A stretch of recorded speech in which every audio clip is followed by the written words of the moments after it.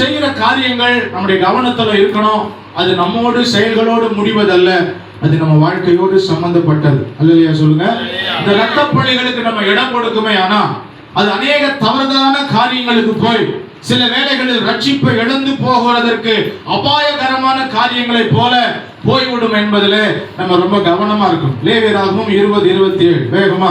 லேவியராகமம் 20:27 அஞ்சனம் பார்க்கிறவர்கள், குறி சொல்கிறவர்களுமா இருக்கிற புருஷர்கள், ஸ்திரீகள், ஆண்டவர் திருப்பிலே சொல்றார், அவங்க என்ன செய்யப்படணும்? கொலை செய்யப்படணும். எதன் வழியா? வசனாஸ்திங்களா? எப்படி கொலை செய்யப்படணும்? கல்லி அறிந்து என்ன செய்யப்படணும்? அது எவ்வளவு ஆபத்தான ஒரு காரியம். ரத்தப்பழி நம்மை தொடாமல் இருப்பதற்கு நம்ம பிறரோடு என்ன செய்யணும்னா சத்தியத்தை, சுவிசேஷத்தை சொல்றதுக்கு ஆண்டவர் நமக்கு உதவி செய்யும். கர்த்தரிடத்தில் விசுவாசம் உள்ளவனாகி ஆண்டவரை சுவிசேஷத்தை கேட்டு விசுவாசித்து ஞானஸ்தானம் பெற்றார்கள். ஆமென் சொல்லுங்க. ஏன் ஞானஸ்தானம் பெற்றாங்க? ஏன் விசுவாசித்தாங்க? ஏன் கர்த்தரை பத்தி அறிந்து கொண்டாங்க? பவுல் அங்க சொல்லு, பவுல் அங்க பேசினதுனால, அப்படிதானுங்களா? சொன்னதுனால, சத்தியத்தை சொன்னதுனால.